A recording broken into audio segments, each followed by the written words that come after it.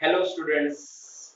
आज हम chapter number 1 में आगे बढ़ने वाले हैं और आज का हमारा टॉपिक रहेगा इलेक्ट्रिक डाइपोल। ओके, एक नया टॉपिक है आपके जीवन में। इलेक्ट्रोस्टैटिक में कुछ नया आने वाला है, तो आज हम स्टार्ट करने वाले हैं इलेक्ट्रिक डाइपोल। ओके, तो सबसे पहले इसमें देखिए कि डाइपोल डाइपोल का मतलब होता है दो पोल, यानी एक नॉर्थ है जैसे दूसरा साउथ है, उसी तरह यहाँ पे भी दो पोल होंगे। दो पोल किसके होंगे?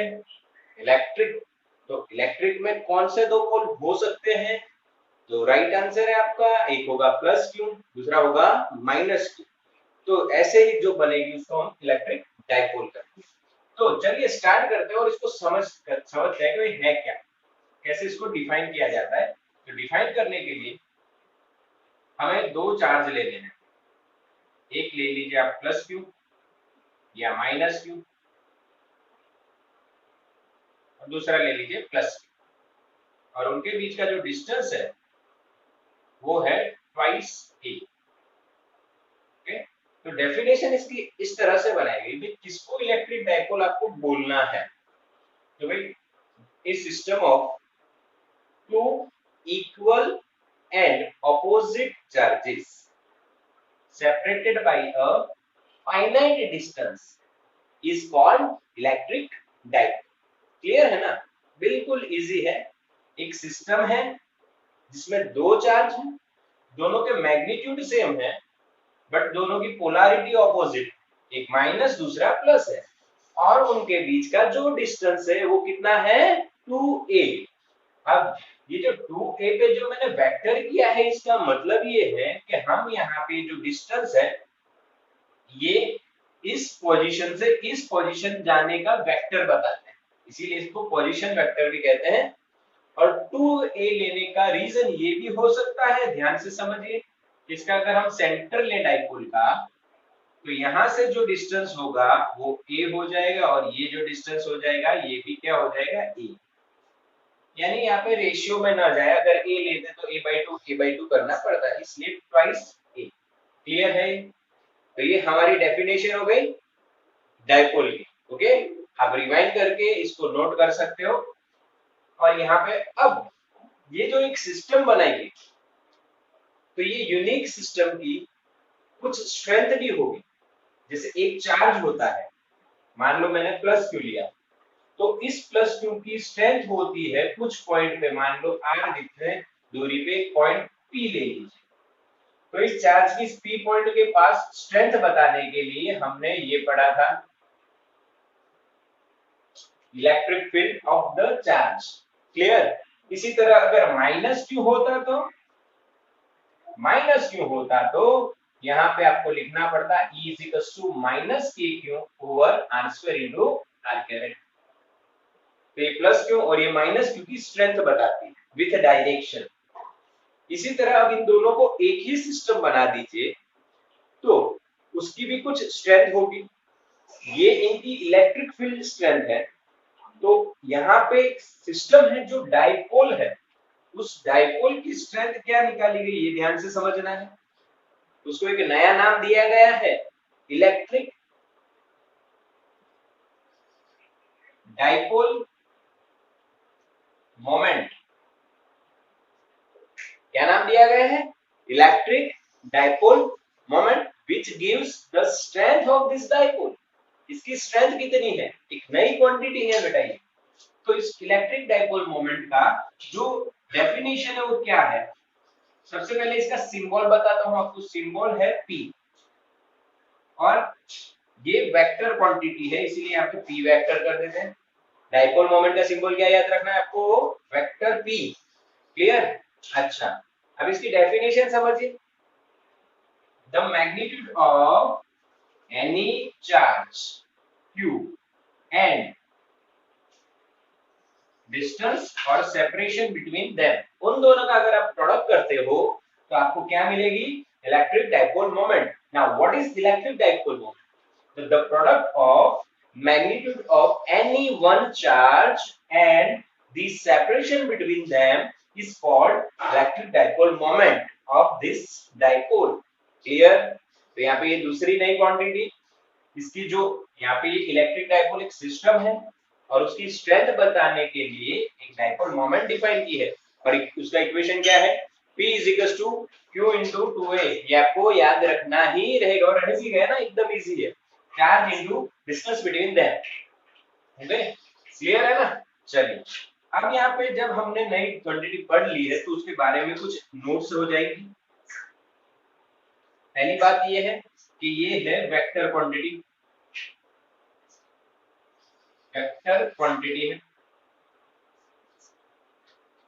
अच्छा, वेक्टर क्वांटिटी हो गई तो डायरेक्शन किधर होगी, ये भी है। तो कोई क्वांटिटी आपने डिफाइन की तो उसकी डायरेक्शन भी आपको स्पेसिफाई करनी रहेगी। यहाँ पे डायरेक्शन स्पेसिफाई करी है किस तरह से, -2 प्लस इलेक्ट्रिक डाइपोल मोमेंट किधर जाती है भाई, -2 plus -2 positive.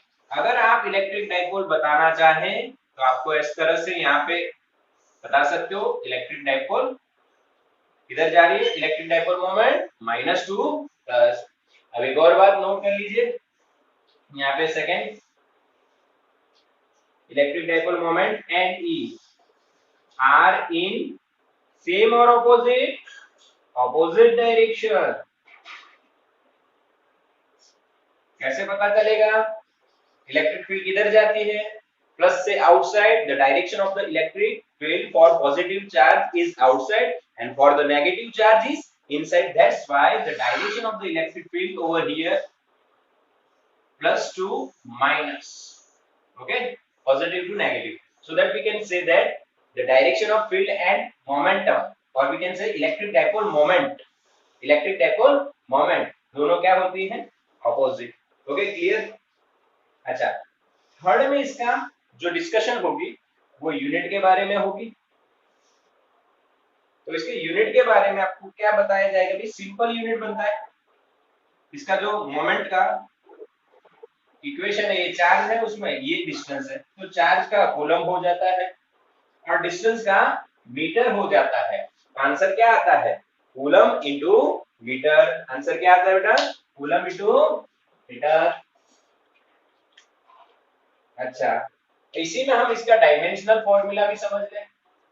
Dimensional formula of momentum is equal to, भाई कूलम का क्या होता है, भाई कूलम का होता है A1 T1, और भाई मीटर का क्या होता है, मीटर का होता है L1। तो बेटा इसका क्या बन जाएगा, L1 A1 T1। और कई बार चार्ज को वो लोग क्यूब से डिनोट करके आपको एमसीक्यू में शायद कह दे, तो L1 Q1 आपको लिखना रहेगा। ओके, Q1 क्या होता है, कूलम का, पक्का, थ्री डायमेंशनल फॉर्मूला हो गया। ओके, अब इसमें यूनिट अगर चल रहे हैं तो यूनिट में आपको एक प्रैक्टिकल यूनिट भी बताया जाएगा। अच्छा, ये कौन सा यूनिट है भाई, ऐसा ही। ओके, एक मिनट, फ्रेम में तो है, यस। तो इसका सीजीएस लिखना है तो क्या लिखोगे आप, अगर आप यहाँ पे सीजीएस लिखना चाहो तो कूलम का स्टेट कूलम हो जाता है और मीटर का क्या हो जाता है, सेंटीमीटर। क्लियर है ना।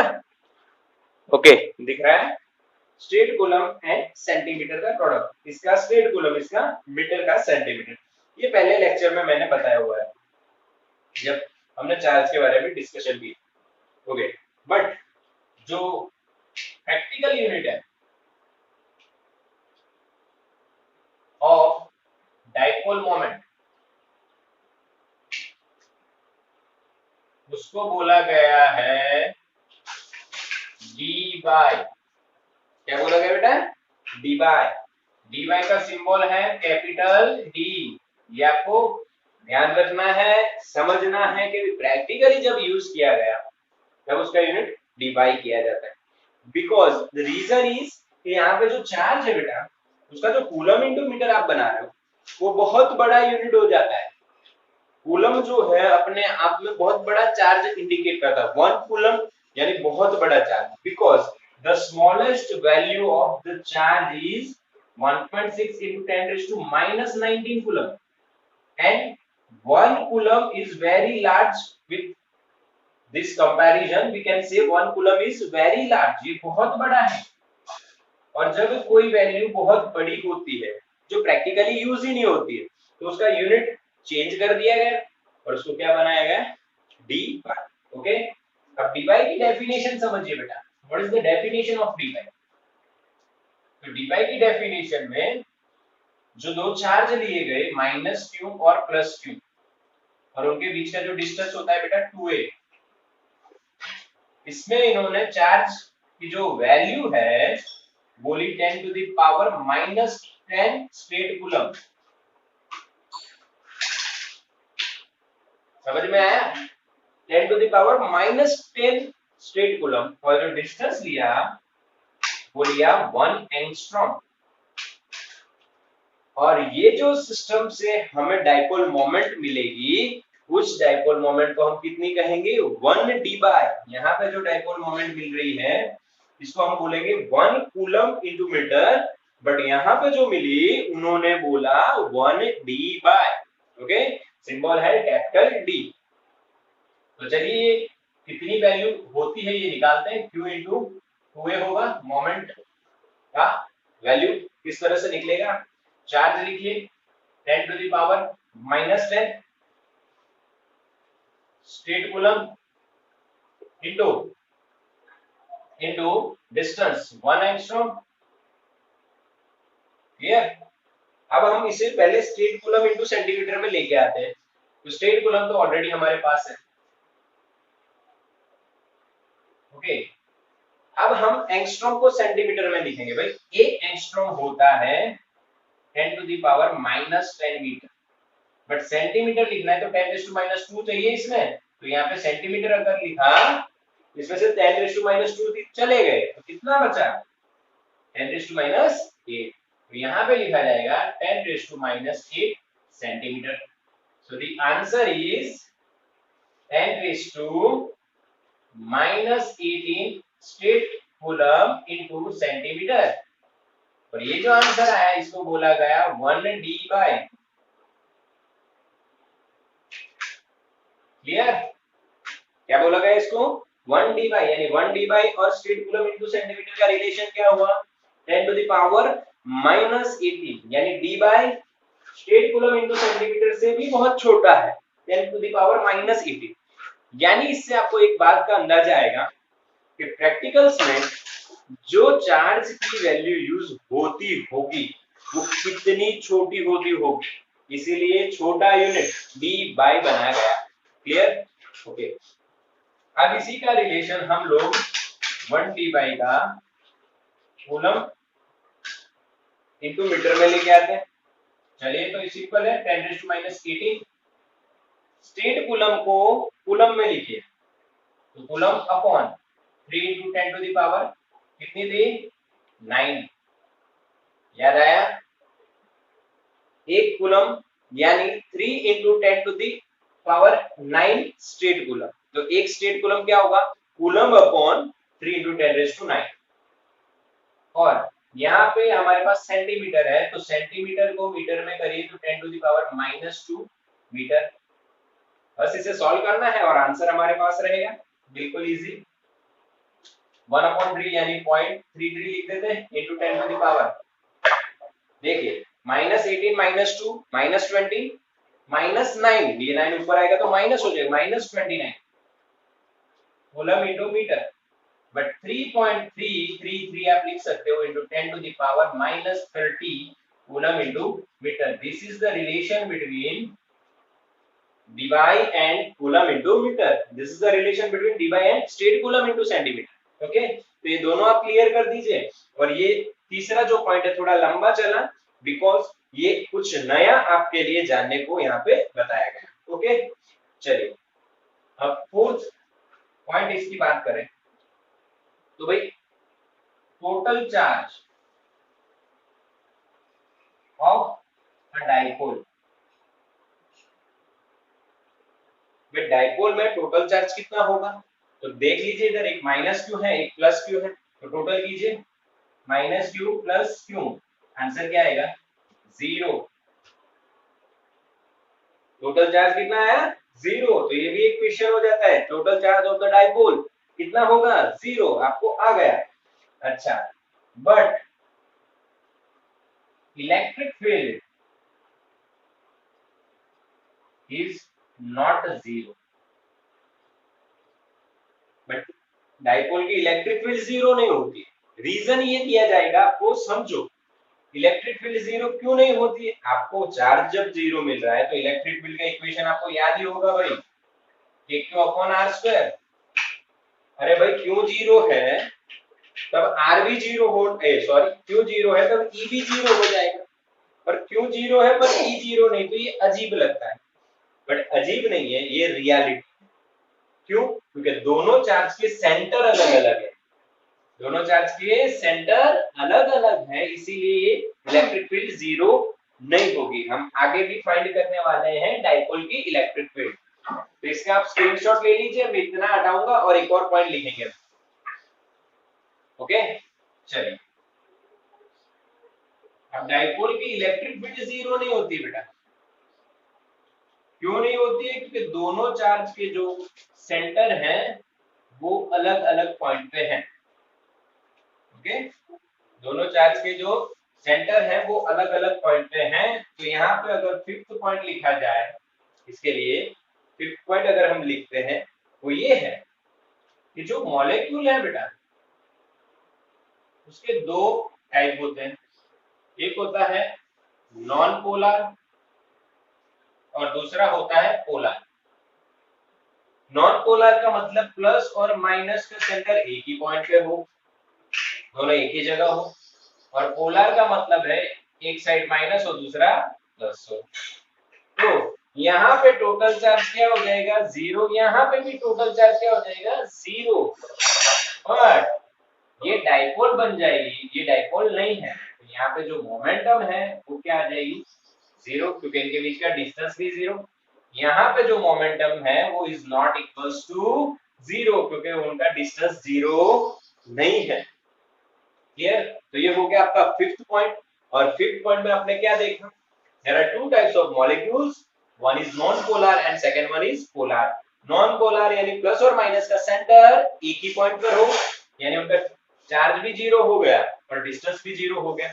अब डिस्टेंस जीरो है तो वो डाइपोल नहीं बनेंगे, डाइपोल नहीं बनेंगे तो डाइपोल मोमेंट नहीं मिलेगी। अच्छा, इनके टोटल चार्ज जीरो है पर उनके बीच में डिस्टेंस है, इसलिए ये बन गई डाइपोल, और डाइपोल बन गई तो उसकी मोमेंट मिलेगी v is not equals to zero. Moment की इक्वेशन क्या लगा होगा? q इंटू 2a, वही लगानी है। ओके, एकदम सिंपल।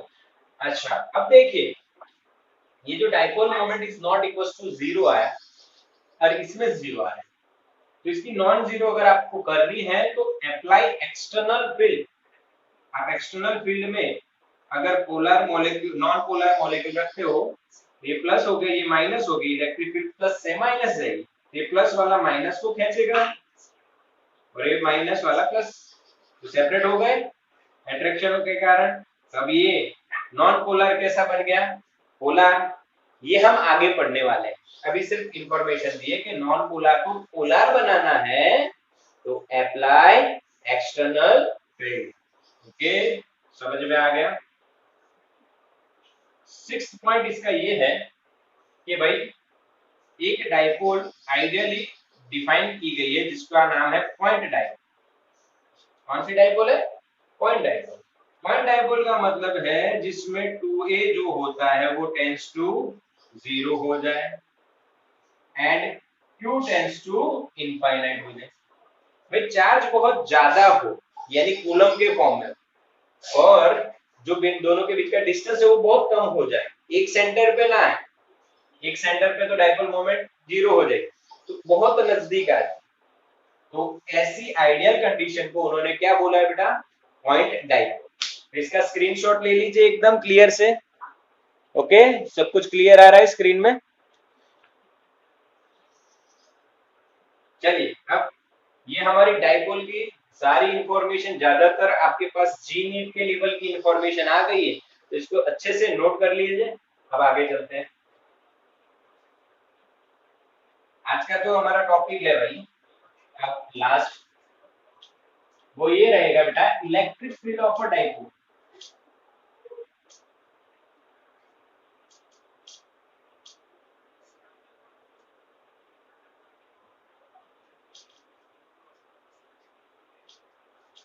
चलिए कौन सा टॉपिक रहेगा?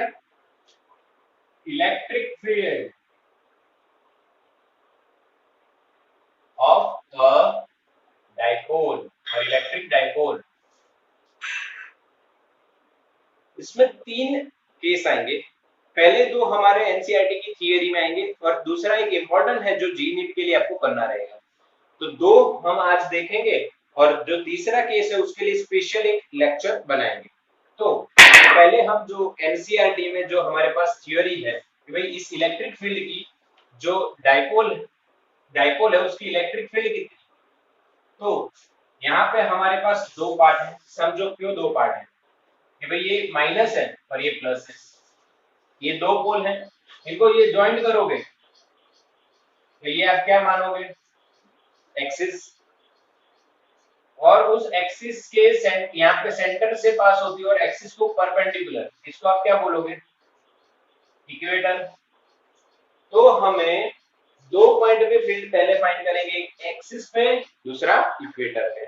ओके, अब एक्सिस और इक्वेटर हो जाए उसके बाद जो थर्ड केस हम बताएंगे, मैंने कहा आपको हम लोग देखेंगे जी नीट के लिए कि एट एनी पॉइंट, कोई भी पॉइंट पे electric field of a dipole किस तरह से निकालिए वो भी आपको सिखाया जाएगा। अभी के लिए हम एक्सिस और इक्वेटर की बात कर रहे हैं आज के लेक्चर में। ओके, तो let's start with electric field of a dipole at the point on its axis।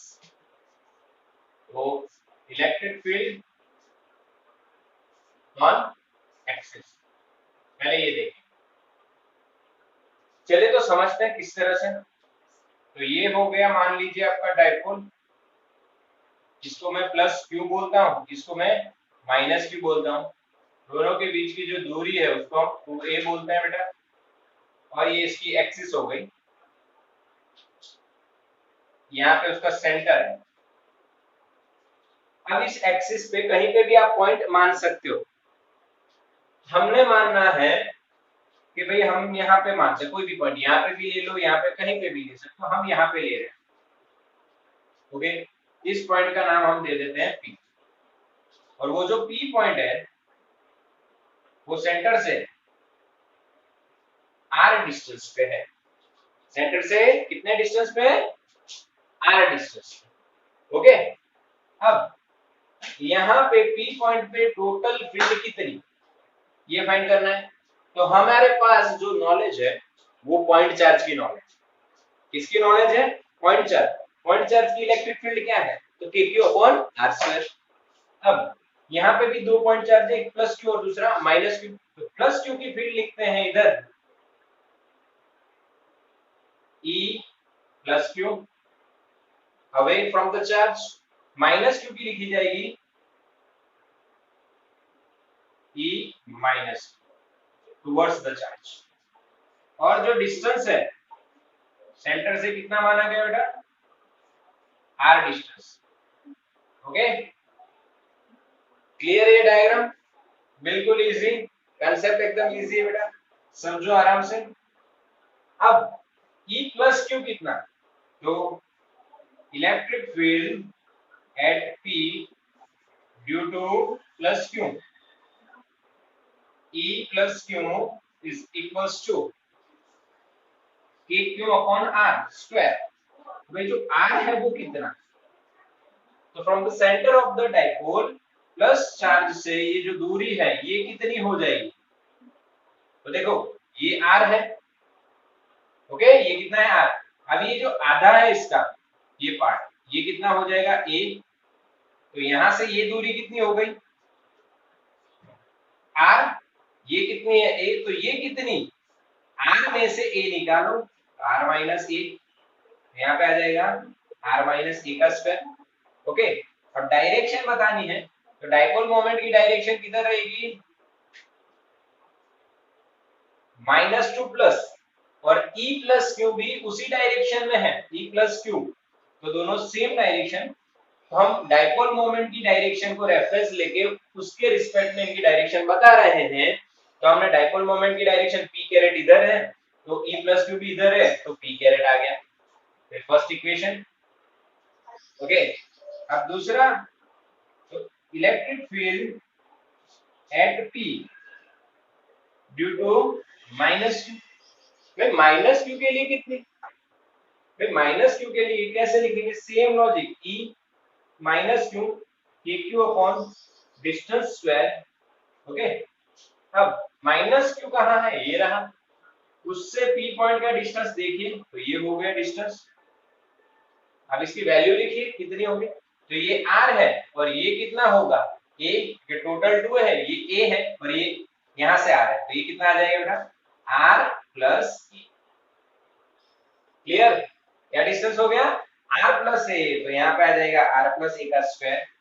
अब E माइनस क्यू इधर है टुवर्ड्स योर राइट और P लेफ्ट, दोनों ऑपोजिट, तो माइनस P कैरेट लिख देंगे।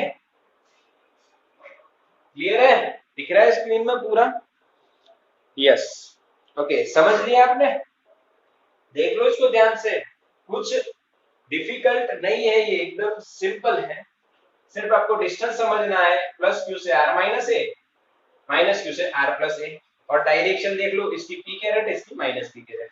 अब दोनों वेक्टर मिल गए तो हम लिखेंगे यहाँ पे total electric field eight P. तो टोटल का हिसाब तो आपको पता है, E इज इक्वल टू क्या लिखा जाएगा, E plus Q E minus Q, दोनों का एडिशन कर दो, हमें फाइनल आंसर वेक्टर एडिशन करना है। अब देखो जो कॉमन निकल रहा है उसको मैं कॉमन लिखूंगा, के क्यू कॉमन आ रहा है, देखो के क्यू इसमें भी है, के क्यू इसमें भी है, पी कैरेट इसमें, पी कैरेट इसमें, तो हम वो पीछे लिखेंगे पी कैरेट। अब जो बचा वो अंदर लिखेंगे, तो प्लस क्यू वाले में क्या बचा, आर माइनस ए स्क्वायर नीचे,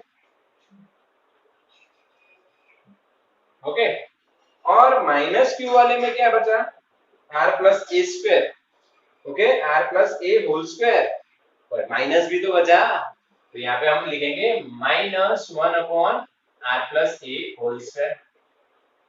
समझ में आ गया, बिल्कुल इजी है, के क्यू को कॉमन ले लिया, पी कैरेट बाहर रख दिया और यहाँ पे माइनस साइन थी इसलिए आगे माइनस लिख लिया है। अच्छा, अब इसको ब्रैकेट को सॉल्व करते हैं, और कुछ भी नहीं,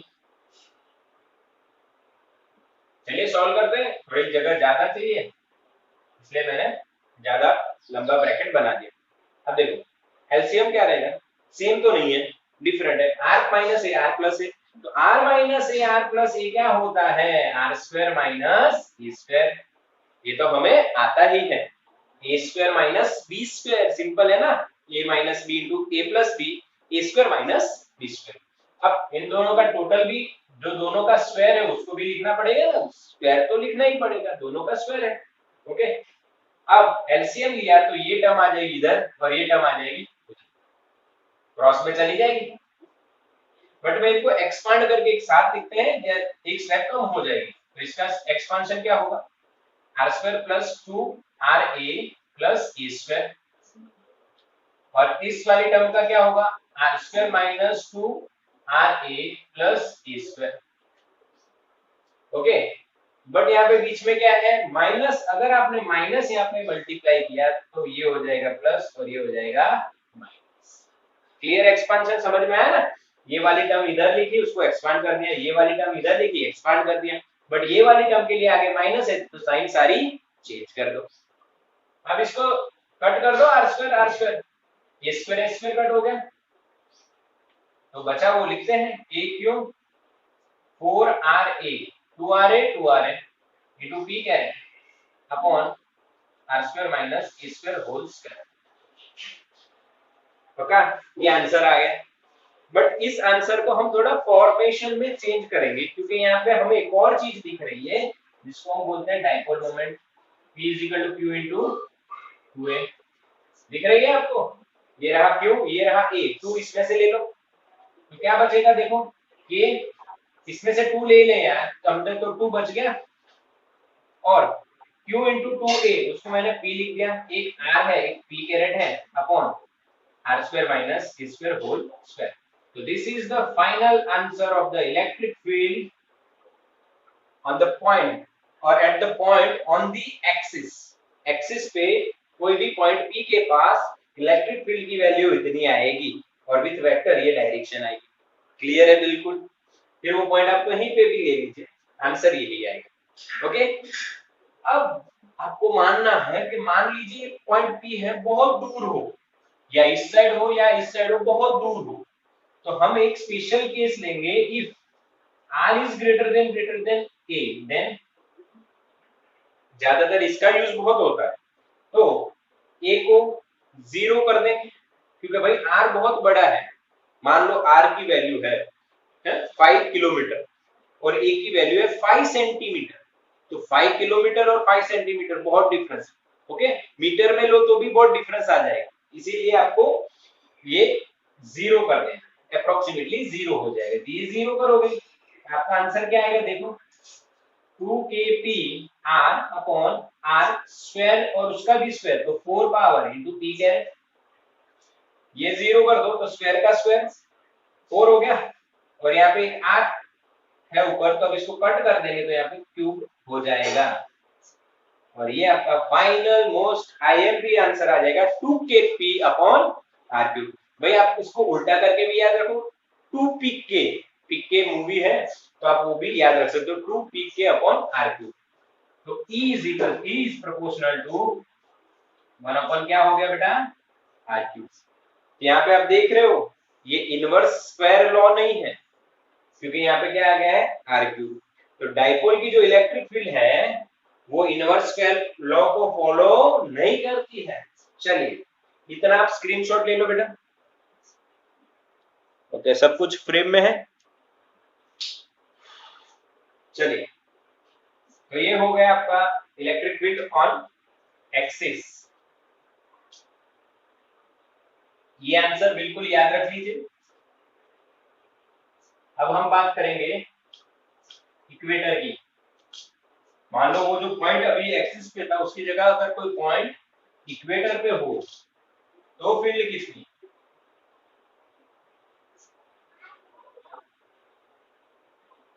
electric field on the equator किस तरह से फाइंड करेंगे, same procedure, plus Q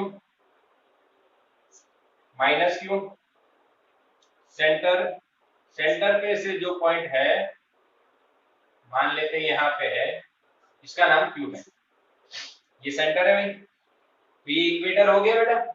equatorial plane भी बोल सकते हैं, अभी आपको ऐसा नहीं दिखेगा, ये दिख रहा है, ये पूरा इक्वेटोरियल प्लेन, इस प्लेन पे कोई भी पॉइंट हो कहीं पे भी, ये यहाँ पे इसी लाइन पे नहीं, यहाँ पे कहीं पे भी इक्वेटोरियल प्लेन पे हो, तो कैसे हम फील्ड फाइंड करें। ओके, तो ये डिस्टेंस ए हो जाएगा, ये ए हो जाएगा। अब डाइपोल मोमेंट की डायरेक्शन बताइए, माइनस टू प्लस, यानी डाइपोल मोमेंट हमारी इस साइड रहेगी पी वेक्टर। ओके, समझ रहे हो ना, minus two plus dipole moment. अब क्या है, तो इस पॉइंट के जो प्लस क्यू है, पॉइंट चार्ज वाली method, point charge plus Q कितनी फील्ड देगा, तो आप उसको लिखो ई प्लस या ई प्लस क्यू, आपकी जो मर्जी हो। ओके, अवे होगा, चलिए बढ़िया। अच्छा, इस पॉइंट से कितने डिस्टेंस पे हमें फाइंड करना है, आर। ओके, अभी यहाँ पे भी आर था ना, तो ये पॉइंट का डिस्टेंस भी हम आर ही मानते हैं।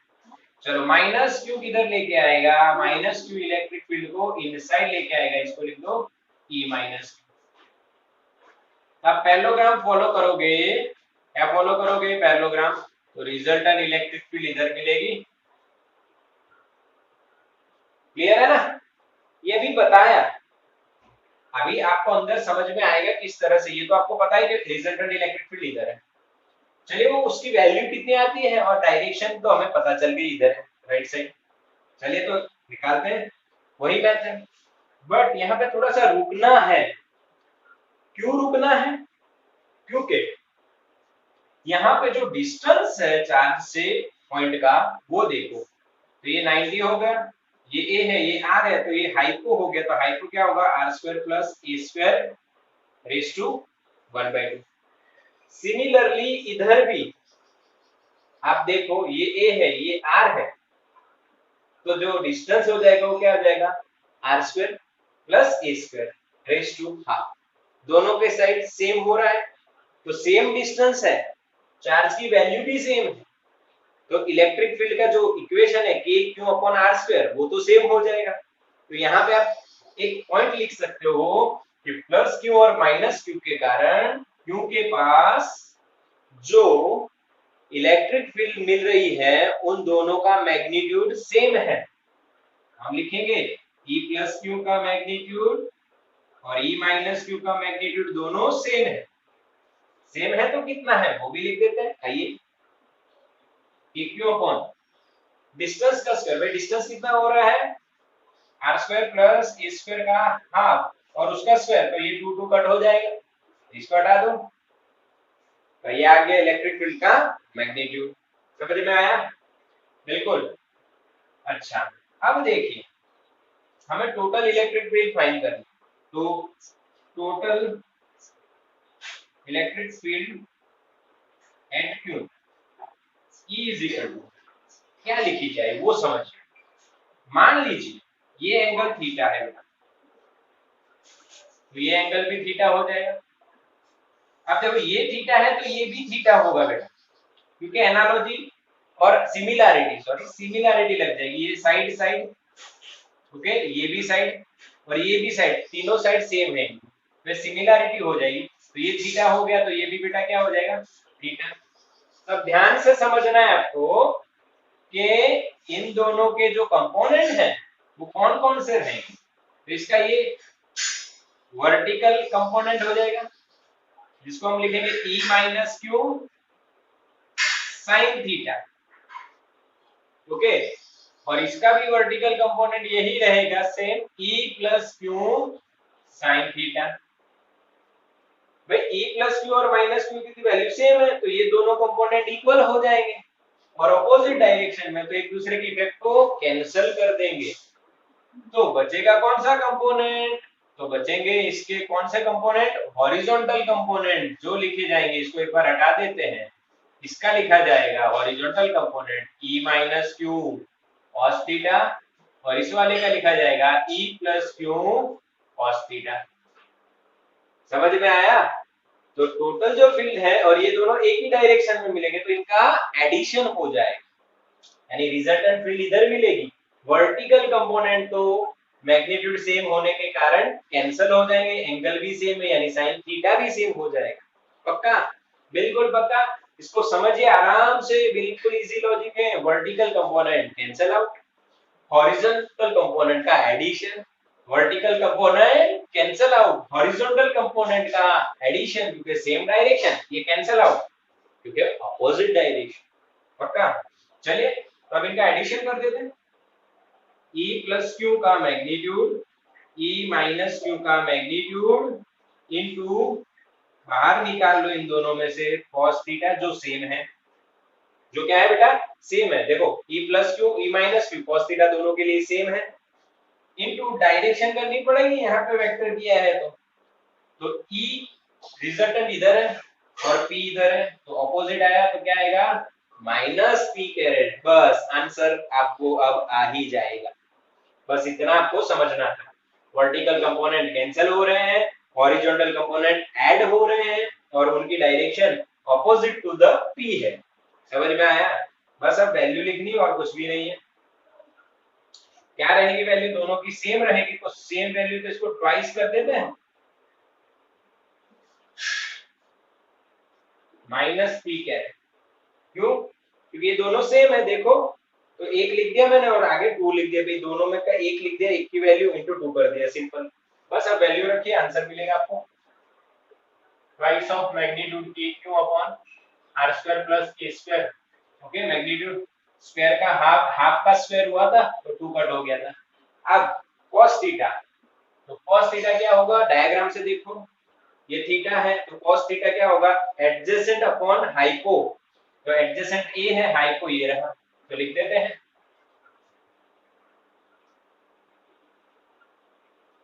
और डायरेक्शन माइनस P कैरेट है।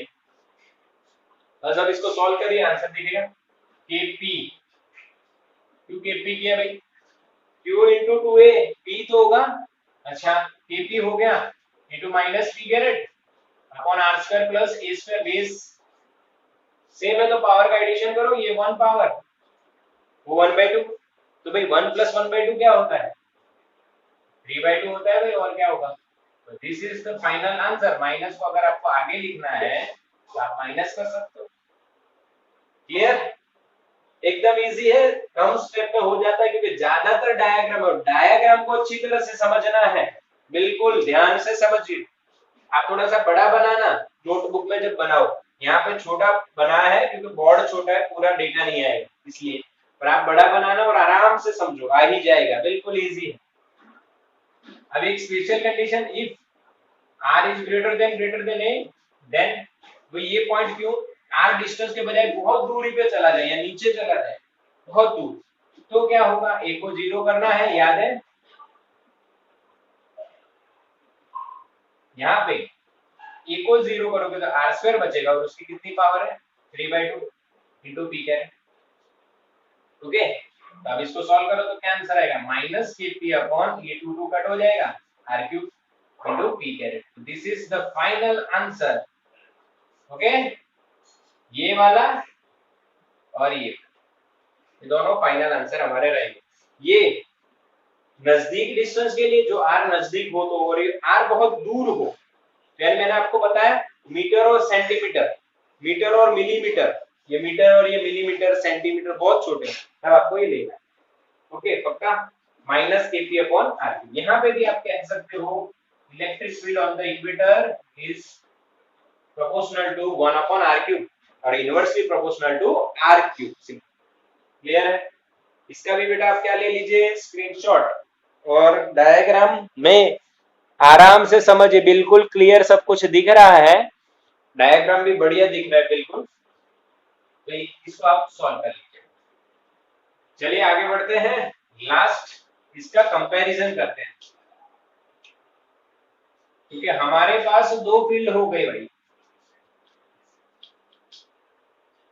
एक हो गई एक्सिस पे और दूसरी इक्वेटर पे, यानी जैसे हमने यहाँ पे +q माना था और यहाँ पे -q, और ये इक्वेटर है, तो इक्वेटर के लिए हमारी एक फील्ड हो गई, ये इक्वेटर है और ये एक्सिस है, इसके लिए एक फील्ड हो गई। अब दोनों की कंपैरिजन करते हैं हम लोग, ध्यान से देखिए कौन सी कंडीशन के लिए, तो पहले आपको देखो एक्सिस पे लिखना है, यहाँ पे मैं डायरेक्ट लिखता हूँ, समझ जाना, E axis 2kp over r² minus a² whole square into P caret, और ई इक्वेटर सिर्फ ई लिखो तो भी चलेगा, minus kp over r² plus a² raise to 3/2 into P caret. Okay, यानी p आपकी इधर है -2 प्लस उसके ऑपोजिट मिलेगा ये वाला इक्वेटर। ओके, यानी अगर आपको इक्वेटर पे फील्ड बतानी है तो इधर आएगी, और एक्सिस पे आपको बतानी है तो पॉजिटिव आते हैं, यानी कि इस साइड भी VE एक्सिस हो जाएगी, रिजल्ट एक ही बता रहे हैं। ओके, अब इनकी डायरेक्शन देखिए आप, ऑपोजिट है, मैग्नीट्यूड सेम नहीं, मैग्नीट्यूड सेम नहीं। अब हम एक कंडीशन के लिए लिखते थे, याद है, r इज ग्रेटर देन, तो E एक्सिस क्या हो जाएगा, 2kp upon r³ into P caret. E equator क्या हो जाएगा, kp upon r³ into P caret. अब इसके मैग्नीट्यूड अगर आप लिख रहे हो तो खाली आप क्या लिखोगे भाई, 2kp अपॉन r³ और इक्वेटर का kp upon r³। Magnitude, magnitude में आपको वेक्टर करके दो मोड भी कर सकते हो, बिना उसके भी लिख सकते हो। ओके, ये आपको पता ही है।